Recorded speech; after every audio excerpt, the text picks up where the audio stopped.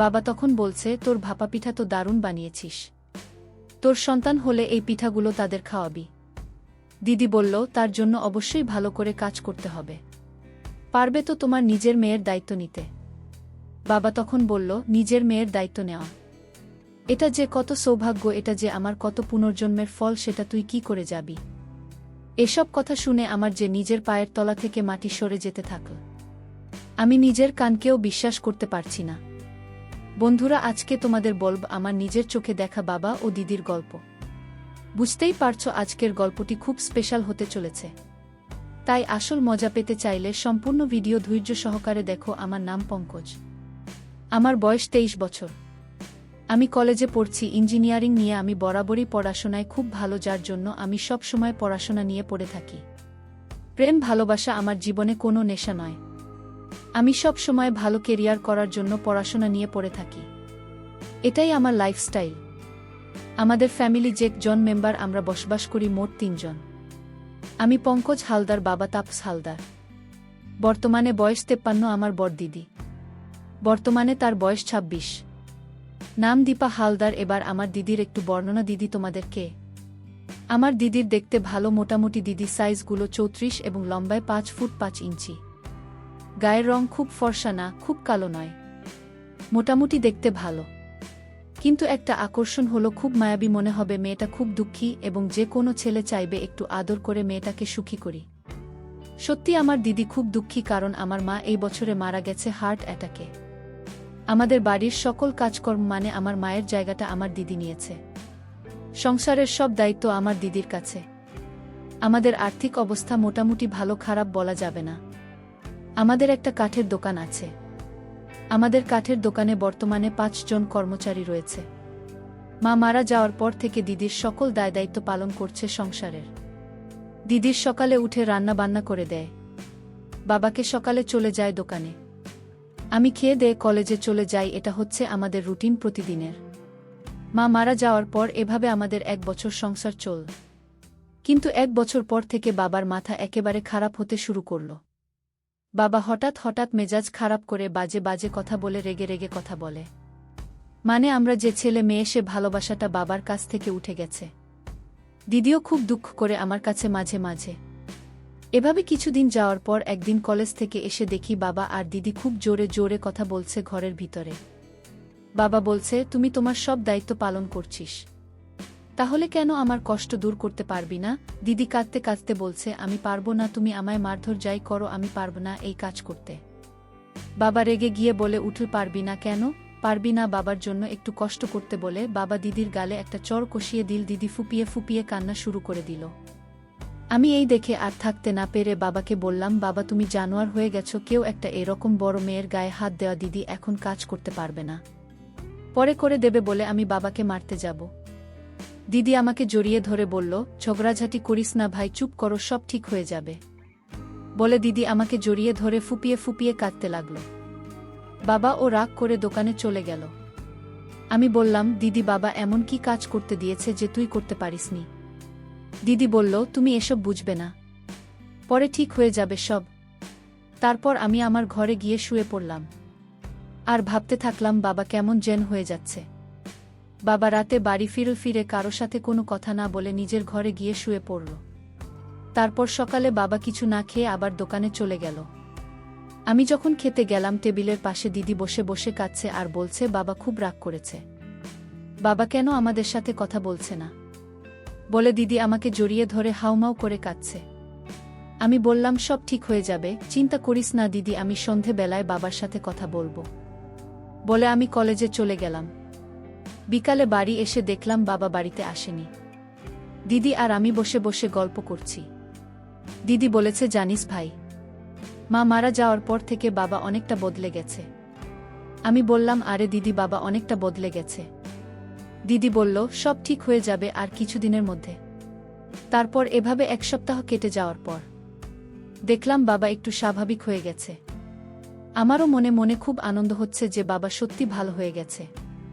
এভাবে কিছুদিন যাওয়ার পর বাবা আর দিদিকে খুব খুশি খুশি লাগে। কোনো ঝগড়াঝাটি নেই, কোনো সমস্যা নেই। নিজেরাই খুব খুশিমনে কাজকর্ম করে বাবাও সকাল সকাল দোকানে চলে যায়। আবার খুব তাড়াতাড়ি দোকান থেকে চলে আসে।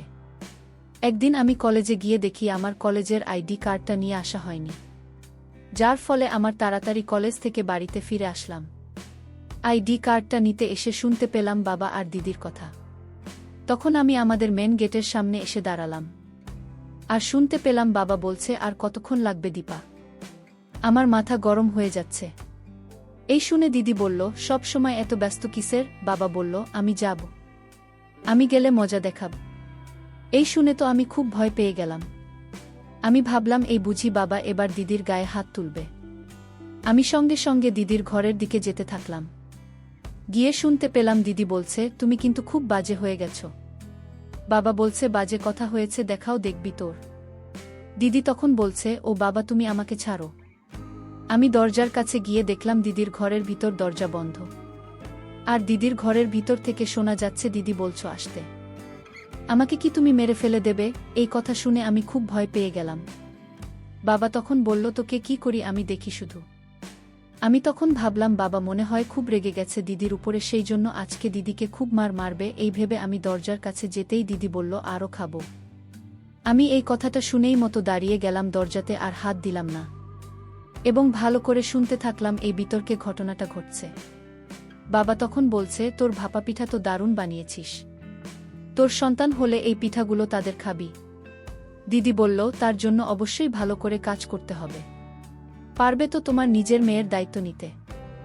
বাবা তখন বলল, নিজের মেয়ের দায়িত্ব নেওয়া, এটা যে কত সৌভাগ্য, এটা যে আমার কত পুনর্জন্মের ফল, সেটা তুই কি করে যাবি? এসব কথা শুনে আমার যে নিজের পায়ের তলা থেকে মাটি সরে যেতে থাকল। আমি নিজের কানকেও বিশ্বাস করতে পারছি না। তারপর কিছুক্ষণ পর মনটা অন্যরকম হয়ে গেল। ভাবলাম ভিতরে কি হচ্ছে ওটা ভালোভাবে দেখলে ভালো হতো। সঙ্গে সঙ্গে আমি জানালা খুঁজতে থাকলাম। দেখলাম সব জানালা বন্ধ। ঘরের পিছন দিকে যেতে দেখলাম কেরালা খোলা আর পর্দা টাঙানো। তো আমি জানালার কাছে গিয়ে আস্তে আস্তে পর্দাটা একটু সরাতে আমি তো পুরো অবাক, এটা কি হচ্ছে? দিদি মাঝে মাঝে বলে উঠছে, আস্তে আস্তে খাও, তাড়াহুড়ো করে খাওয়া ভালো না। তারপর দিদি বলল, বাবা আমি আর দিতে পারবো না। বাবা বলল, সবে তো খাওয়া শুরু করলাম। এই দৃশ্য দেখার পরে আমার নিজের অবস্থা খুব খারাপ হয়ে গেল। আমি কোনো দিন এসব বিষয় চিন্তা করতাম না, কোনো দিন নিজের কাজও করিনি, সবসময় পড়াশোনা নিয়ে ব্যস্ত থাকতাম। আমার মনের ভেতর থেকে কিছু একটা বের হবে, বুঝতে পারছি না কি বের হবে। আর আমার মুখ থেকে অটোমেটিকলি শব্দ হতে থাকল। আমার চোখ তখন বন্ধ। আমার যখন বের হচ্ছে কি যে আরাম লাগছে সেটা তোমাদের বলে বোঝাতে পারবো না। তারপর নিজেকে হালকা লাগছে। চোখ খুলে দেখি দিদি আমার দিকে চেয়ে আছে। চোখে চোখে পড়তেই আমি মাথা নিচু করে নিলাম, আর ভাবতে থাকলাম, আইডি দিদি কিভাবে? এইসব ভাবতে ভাবতে আবার মাথা তুলে দেখি কাজ আরও বাড়িয়ে দিল। আমি আবারও চোখে চোখ পড়তেই আমি মাথাটা নিচু করে নিজের ঘরে চলে এলাম, এবং কিছুক্ষণ পর আমি বাইরে থেকে ঘরে ঢোকার ভান করে জোরে জোরে কথা বলতে বলতে ঘরে ঢুকলাম, আর দেখতে থাকলাম দিদি। এই দিদি কোথায়? তুই? কিছুক্ষণ পর দিদি বলল, এই তো আমি, বলে মুচকি হাসি দিয়ে চলে গেল বাচ্চা ঘরে। বাবা এসে আমাকে বলল, কি রে তুই কলেজে না গিয়ে এই সময় বাড়িতে? আমিও বাবাকে বললাম, তুমি এই সময়ে দোকানে না গিয়ে বাড়িতেই। কথা শুনে বাবা ঘাবড়ে গেল। বাবা বলল, কাট অর্ডার দেওয়ার জন্য কিছু টাকা কম পড়তেই বাড়িতে নিতে এসেছি, বলে বাবা ঘর থেকে বের হয়ে গেল। তারপর আমি আমার ঘর থেকে দরকারি কাগজপত্র নিয়ে আবার চলে গেলাম। কলেজে গিয়ে শুধু চিন্তা হতে থাকল, বাবা আর দিদি এটা কি করছিল? এটা কি সম্ভব? আমি তো নিজের চোখে দেখলাম। তারপর আর কলেজে না গিয়ে সারাদিন একটা গাছের তলায় বসে চিন্তা করতে থাকলাম। বিকালে বাড়িতে এলাম। দিদির সাথে কোনো কথা না বলে আমি আমার ঘরে চলে গেলাম। তারপর শুয়ে শুয়ে চিন্তা করতে করতে ঘুমিয়ে পড়লাম। ঘুম থেকে উঠে দেখি রাত 9টা বাজে। দিদি আমাকে ডাকতে এলো এবং বলল, ভাই ভাত খাবি না? চলে আয়, তোর জন্য আমি ভাত বেড়ে রেখেছি। তারপর আমি কোনো কথা না বলে টেবিলে বসে মাথা নিচু করে ভাত খেয়ে নিলাম। বাবা বলল, তোর কি হয়েছে রে, কথা বলছিস না? আমি বললাম, রাস্তায় দেখলাম বাবা আর মেয়ে খুব ঝগড়া করছে। এটা দেখে খুব খারাপ লাগল আমার, যে বাবা আর মেয়ে কিভাবে ঝগড়া করতে পারল। দিদি আমার দিকে চেয়ে মাথা নিচু করে নিল। তারপর আমি কথা না বাড়িয়ে ভাত খেয়ে ঘরে চলে এলাম। তারপর শুয়ে পড়লাম। কিছুতেই ঘুম আসছে না। এমনিতেই দুপুর বেলা ঘুমিয়েছি, আর অনেকক্ষণ ধরে জীবনের প্রথম কাজ করা, তাই চুপ করে শুয়ে আছি। আর ভাবছি বাবা দিদি এটা কি করছিল, ওদের কি একবারও খারাপ লাগল না এটা করতে? আরও উল্টিয়ে ওরা মজা করে কথাগুলো বলছিল এবং খাওয়া দাওয়ায় মজা নিচ্ছিল। এসব ভাবতে ভাবতে রাত 11টা বেজে গেল, তবুও কিছুতেই ঘুম আসছিল না। হঠাৎ দেখলাম দরজায় ঠক ঠক করে আওয়াজ হচ্ছে। আমি উঠে দরজা খুলতেই দেখতে পেলাম দিদি এসেছে। আমি বললাম, এত রাতে কি করতে এসেছিস? দিদি বলল, ভাইয়ের ঘরে কি দিদি আসতে পারে না? আমি বললাম, এখন তো ভাইয়ের ঘরে আসার কথা না, এখন তো বাবার ঘরে যাওয়ার কথা তোর। দিদি তখন বলল, তার জন্য তোর কাছে এসেছি। আমি বললাম, আমি তোর সাথে কোনো কথা বলতে চাই না। দিদি বলল, কেন, তুই আমার সাথে কথা বলতে চাচ্ছি না? আমি বললাম, তুই যে বাবার সাথে এই কাজটা করলি, তোর নিজের লজ্জা লাগল না? দিদি তখন বলল যে একবার খাবে হোক, মেয়ে কোনোদিন আর ভুলতে পারবে না সে কথা। তুই যদি চাস তো তোকেও আমি খাওয়াতে চাই। আমি বললাম, ঠিক আছে, ভেবে দেখ তুই কত মধু খাওয়াতে পারিস আমাকে। তারপর দিদির ঘর থেকে বেরিয়ে গেল। তারপর দিন আমি কলেজে গেলাম। কলেজে গিয়ে কিছুতেই মন বসাতে পারছিলাম না। ভাবছিলাম আজও হয়তো দিদি আর বাবার যুদ্ধ হবে, তাই কোনো কিছু না ভেবে আমি আবার মজা নিতে চলে এলাম বাড়িতে। এসে দেখি বাড়িতে দিদি নেই, তালা মারা। মনটা ভেঙে গেল। আমি আবার কলেজের উদ্দেশ্যে যে বাড়ি থেকে বের হয়েছি, আবার দেখা হলো। দিদি বললাম, কি ব্যাপার, কলেজে যাসনি, এই সময় তুই বাড়িতে এসেছিস? আমি বললাম, না, ওই কলেজের কার্ডটা ফেলে দিয়েছিলাম, তাই নিতে এসেছি। দিদি তখন বলল, আমি একটু বাজার করতে গিয়েছিলাম, তাই দেরি হয়ে গেল। আচ্ছা ঠিক আছে, তুই কলেজের কার্ডটা নিয়ে চলে যা। আমি আবার মিছিমিছি কলেজের কার্ডটা নিয়ে কলেজে চলে এলাম। বিকালে বাড়ি আসলাম। বাড়ি এসে দিদির সাথে কোনো কথা না বলে চলে গেলাম বন্ধুদের সাথে ঘুরতে। আমার 2টা মুসলিম বন্ধু ছিল আর 2টা হিন্দু বন্ধু ছিল। 4 জনের পরিচয় হলো। জুয়েল বয়স 27, বিয়ে করেনি, এখনও কিন্তু অনেক মেয়ে দেখেছে। সেই গল্প তোমাদেরকে পরে বলবো। নাসির বয়স 22, পড়াশোনা করে আমার সাথে, মানে ভালো ছেলে। বাসুদেব 24 বছর বয়স, আমাদের গ্রামে বাড়ি। রবি বয়স 23, আমাদের গ্রামে বাড়ি। এবার 4 জনের যখন একসঙ্গে ঘুরছিলাম, তখন জুয়েল বলে উঠল, আরে পঙ্কজ, তোর দিদির ব্যাপারটা কি বলতো? আমি বললাম, কি ব্যাপার? জুয়েল বলল, তোর দিদিকে কেমন যেন দিনের পর দিন আকর্ষণীয় হয়ে উঠছে। কি ব্যাপার, কোনো ছেলে তুলের সাথে প্রেম করছে নাকি? বলতো দারুণ সুন্দরী হয়ে উঠেছে। আমি বললাম, মুখ সামলে কথা বলবো। আমার দিদির সম্পর্কে একটা বাজে কথা বলবি না। তুই আমার বন্ধু বলে আমি কিছু বললাম না, অন্য কেউ হলে সাটিয়ে একটা চড় মারতাম। তারপর আরও 3টা বন্ধু বলে উঠল, পঙ্কজ রাগ করিস না, যেটা সত্যি সেটাই ও বলেছে, কোনো ভুল কথা বলিনি, তুই রাগ করিস না। তখন জুয়েল ঠান্ডা মাথায় আমাকে বলল, দেখ পঙ্কজ, তুই আমার বন্ধু, মানে তোর দিদি আমার দিদি। আমি অনেক মেয়েকে দিয়েছি, তুই সেটা ভালো করে জানিস। সেই জন্য তোকে বললাম যে তোর দিদির দিকে তুই লক্ষ্য রাখবি। তোর দিদির দিনকে দিনে যা অবস্থা হচ্ছে, সেজন্য বললাম। আমি বললাম, কি অবস্থা হচ্ছে এমন, যেহেতু এই সব কথা বলছিস? আমার দিদি অন্য কোথাও প্রেম করছে। তখন নাসির বলল, ব্যাপারটা যদি বলি খুলে, তুই রাগ করবি না তো বল। আমি বললাম, না, রাগ করব না, বলে ব্যাপারটা কি? তখন জুয়েল নাসিরের মুখ থেকে কথা কেড়ে নিয়ে জুয়েল বলতে শুরু করল, তুই হয়তো লক্ষ্য করেছিস ভাই, তোর দিদির সঙ্গে বড় হয়ে গেছে অনেক। যে কোনো লোক তো দিদির দিকে তাকালেই বলবে কোনো ছেলে হয়তো তোর দিদিকে রোজ দেয়, আর তোর দিদির পিছনে দেখেছিস।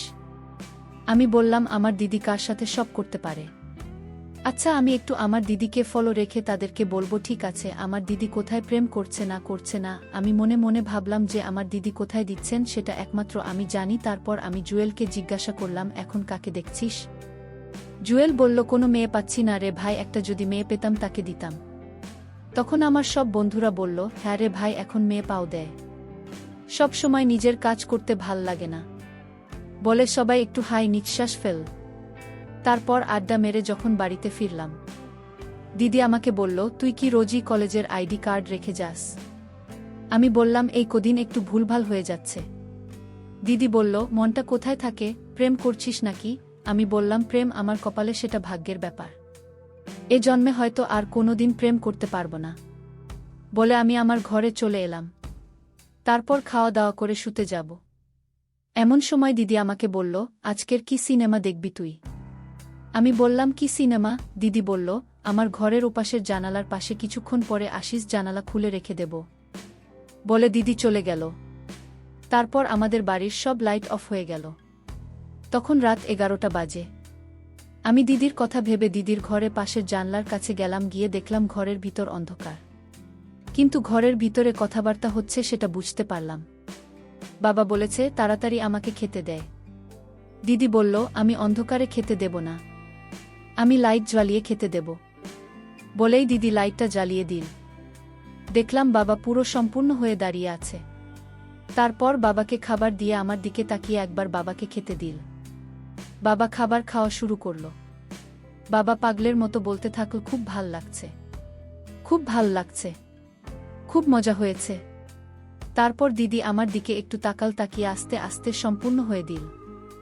দিদির সম্পূর্ণ হয়ে আমাকে ইশারা করে দেখাল। তারপর বাবাকে বলল, বাবা তোমার খাওয়া শেষ হয়েছে। আমার যে তখন কী অবস্থা বলে বোঝাতে পারছি না। বন্ধুরা তোমাদের কে? তখন আমার মনে হচ্ছে এক্ষুনি গিয়ে দিদির রান্না করা খাবার খাই।